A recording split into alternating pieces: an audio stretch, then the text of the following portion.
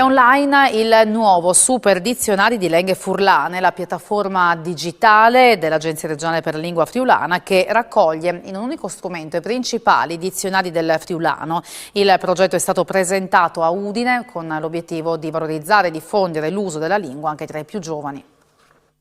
Si chiama Super Dizionari di Lingue Furlane, la nuova piattaforma digitale realizzata da Arlef che riunisce sul sito arlef.it il dizionario bilingue italiano-friulano, il monolingue e quello dei cognomi. Gratuito, rapido e intuitivo, il portale è pensato per rendere l'uso del friulano più accessibile a tutti, con una grafica moderna e contenuti costantemente aggiornati. Il progetto rientra nel piano generale di politica linguistica della regione Friuli-Venezia Giulia e punta a coinvolgere soprattutto i giovani attraverso le nuove tecnologie al web. Mettere insieme in un ambiente aperto e implementabile una serie di dizionari era qualcosa che attendevamo da tempo e veniva anche richiesto appunto dalla popolazione.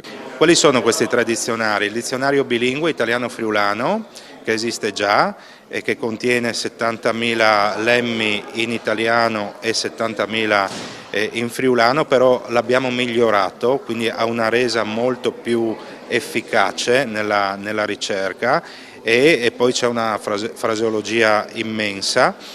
Poi c'è il dizionario monolingue della lingua friulana che ha 7.000 lemmi, 37.000 accezioni e oltre 50.000 frasi di esempio che va ad attingere proprio al corpus vivo della lingua friulana. E infine credo che sarà una delle cose più gradite soprattutto da parte dei friulani nel mondo, il dizionario dei cognomi.